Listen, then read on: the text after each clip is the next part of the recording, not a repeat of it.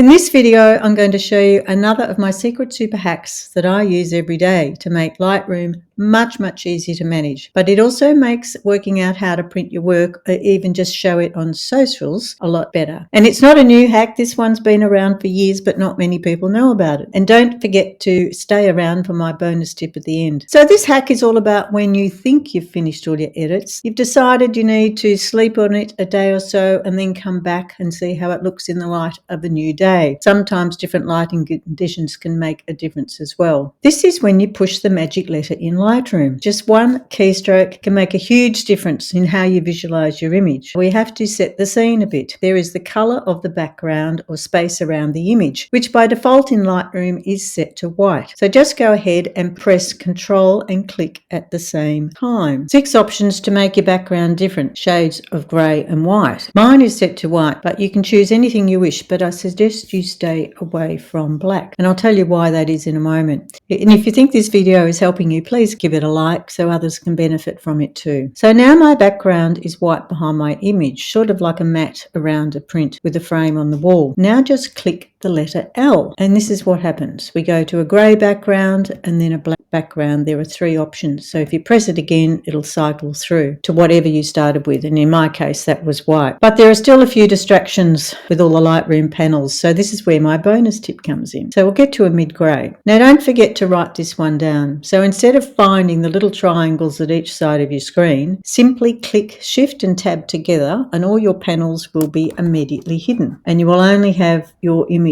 Then cycle through your backgrounds with the letter L again and you'll see your image without all the distractions. So it gives you a really good idea about how your picture is going to end up looking with a matte frame around the wall. So I hope that helps. It's a really good hack. Not many people that I've spoken to have used it, but I've used it for a long time. So set your background first to the color you want. As I say, mine's white. If you set the black, you won't see anything else, so stay away from the black. Even a light gray is really good when your eyes are getting tired, so you don't have to stick to it. Stick to one of the 6 options. See you in the next one.